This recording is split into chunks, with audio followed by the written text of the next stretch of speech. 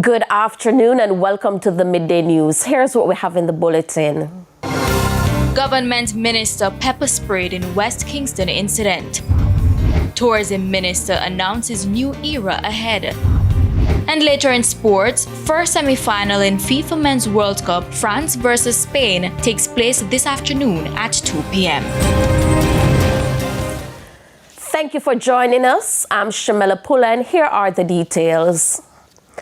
6 people accused of stealing approximately $9 million worth of goods from a GraceKennedy complex in St. Catherine have been freed after the case against them was dismissed in the Parish Court on Friday for want of prosecution. The 6 had been charged with larceny, conspiracy, and breaches of the Proceeds of Crime Act. The court heard that despite several trial dates, the Crown was still not ready to proceed because the case file remained incomplete. Defense attorneys argued that continuing the matter would amount to a miscarriage of justice. The charges were dismissed. The allegations stem from the reported theft of pallets of products, including corned beef and coconut powder, from the GraceKennedy facility on Salt Pond Road in Spanish Town in May 2024. Residents in Hellshire, St. Catherine took to the streets on Monday to protest against the prolonged lack of water in their communities.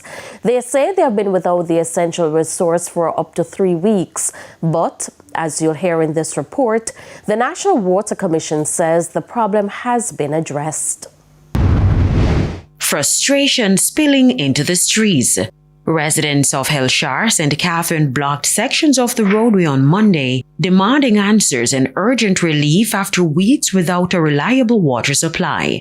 They say the issue has been long-standing. However, the last 3 weeks it has worsened. Just Saturday alone, I had to buy 2 drums of water from the private container, from the private supplier for $13,000. You know, how can we survive like that? You know, and that is just 1,300 gallons of water. I've been here 20 plus years, and it's the same thing happening over and over. Nothing is new. And it happens every single year within the same time. This means that it is something that can be planned. You can have a strategy in how to make it better. The National Water Commission says the issue stemmed from an electromechanical fault at the Brayton Relift facility, which resulted in low water pressure and intermittent supply across several communities in Hellshire. In a release, the NWC says repair work was carried out late Monday and the system has since been restored. The agency is now reassuring customers that water supply will gradually return to affected areas. But for residents who have endured weeks without the basic necessity, the wait has already been too long. They are now calling for more timely communication and a more reliable system to prevent a repeat of the ordeal. I think if we have a problem, if NWC has a water problem, it is their duty to communicate with the residents and says, there's a problem and this is a solution. What is the solution? We are going to send water truck up there and you guys can look out for the truck between X and Y time. That has never yet been done. Up here, we have to be calling, begging, buying water. Cannot continue like that. And we're still getting our bills on a monthly basis. And the problem continues and no remedy to the situation, but yet they still want to bring new schemes on board. So where will the water come from to supply my residents that are suffering? When they cry, I cry. For now, residents remain cautiously hopeful that the restoration efforts will bring an end to their struggle. Carrie Simpson, TVJ News. Tourism Minister Edmund Bartlett says Jamaica's tourism sector is entering a new era. One focuses on strengthening the local economy while creating greater opportunities and benefits for Jamaicans. Alia Bryant reports. The future of Jamaica's tourism sector is no longer just about attracting more visitors to the island. It's about building a more resilient industry by equipping workers with the skills needed to thrive in an increasingly technology-driven world while strengthening the local economy. Speaking at the recent Christmas in July trade show, Tourism Minister Edmund Bartlett said building a future-ready workforce is central to the industry's next phase of growth. 1, training, training, training, human capital development, human capital development, human capital development.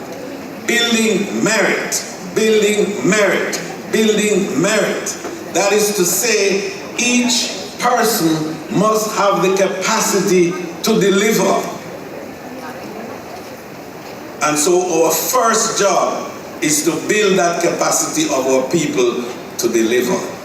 He also noted that the country is transitioning to Tourism 3.0, a new phase focused on innovation and creating stronger linkages between tourism and local players in the industry. Output, and we see them in manufactured goods.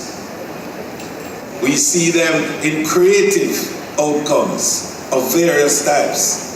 We see them now finally as products. And those products are now consumables. Minister Bartlett says the government is also moving to modernize the industry's legislative framework by replacing the 72-year-old tourism law to better support the sector's evolving needs. And this is why we are reviewing the legislative arrangements in tourism, and we are repealing the Tourist Board Act, and we're going to be making a new one, and to create a tourism authority. Because we want to enable transactions between local players and our international partners to be in a manner that safeguards the interest of all. Aliyah Bryant, TVJ News. Residents in St. James are being urged to step up efforts to eliminate mosquito breeding sites. This as health officials report a slight increase in key mosquito surveillance indicators across the parish. The St. James Health Department says mosquito control remains a top priority across the parish. Officials say the rainy season continues to create ideal conditions for mosquitoes to breed, making it even more important for residents to eliminate standing water around their homes. Number of premises inspected for mosquito breeding sites this June 2026 was 16,653, slight increase from last month. Number of premises positive, 2,268. Number of containers, over 100,000, compared to last May, which was over 96,000. Number of containers positive, 3,663. With respect to the indices, there was a slight increase in the Aedes index from last month. Last month was 12.6%. This month it is 13.6%. Health officials say the latest findings show that everyone has a role to play in reducing mosquito breeding. They say while mosquito control activities have increased, residents must also help by getting rid of breeding sites around their homes. Officials add that rainfall continued to affect some operations, but improved weather allowed crews to carry out mosquito control activities in more communities. With respect to Aedes index, we need to assist with strengthening this index. We can do this by strengthened community participation. Each person needs to play their role. Everyone in here has a role to play. Increase public education on proper water storage, solid waste management, and household source reduction practices. Greater collaboration with community groups, and of course, continued engagement of householders to encourage personal responsibility. Environmental health officers are also inspecting drains and other areas where mosquitoes are known to breed. Any areas where mosquito larvae are found are treated to help reduce mosquito numbers. Fogging is also continuing in communities across the parish, with more areas scheduled to be treated in the coming days. With respect to nuisance habitats such as the drains, we continue to monitor our drains. A total of 82 drains were inspected across the parish, of which 14 were found to be positive. Any drain found positive was treated. But some drains that were positive included Reading at the Glass Factory, Cambridge, Clinic Road, Garlands, Pondside and on the Main Road, and Granville Health Center, Rough Road in Salt Spring. Adulticidal activities. As mentioned, fogging continued. A total of 26 communities were fogged compared to last month, which was 18. Fogging activities were affected by rainfall on only 7 days this month compared to 13 in May, allowing for increased coverage during this reporting period. The St. James Public Health Department says it continues to monitor the island's airports and seaports to help protect public health. Officials say checks remain in place to monitor travelers and ensure health measures are being followed at the ports of entry. For airport, total number of flights, 1,091, and surveillance monitoring continues for incoming passengers requiring any follow-up. For seaport operations, total vessels arrived 10. All vessels were processed in compliance.